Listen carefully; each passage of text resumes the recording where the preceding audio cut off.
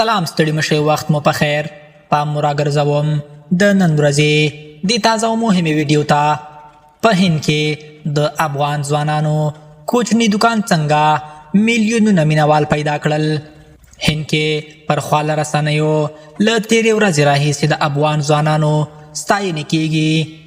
څنګه اول د هند په کلکتې کې دغو افغان ځوانانو دا ورځې د هند رسنیو او ټولنیزو شبکو پام خپل کړی دی.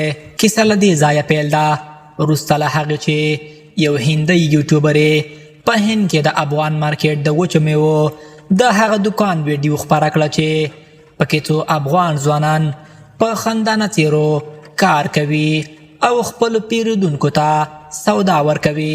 دغه ویډیو په میلیونونو هندیانو ولیده.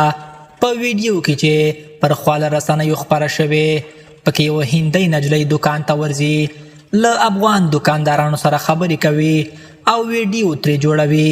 د دغو افغان ځوانانو ځانګړې څیره او چلن لامل شوی چې په ټول هند کې ډیر مینوال خپل کړل او اوس هره ورځ زرګونه کسان یوازې د ویډیو او انځور اخیستلو لپاره دغه دکان ته ورځي او سودا اخلي. که تاسې ټولنیزې رسنۍ وڅارئ نو خامخا به مو دا هلکان ډیر لیدلي وي. په ځانګړي ډول په ټیک ټاک او انسټاګرام کې یو بل هندی یوټیوبره دکان ته ورغلی او په ویډیو کې وایي رښتیا هم افغانان خپل ځانګړی وقار او ښکلا لري.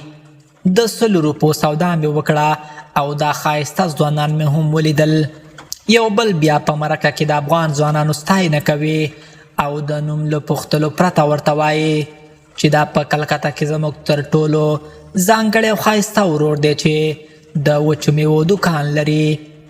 دغه هندی یوټیوبر ورته وایي افغانان ډیر ښایسته او خواږه خلک دي، خو افغان ځوان یې هم په بدل کې د هندیانو د ښه چلن ستاینه کوي.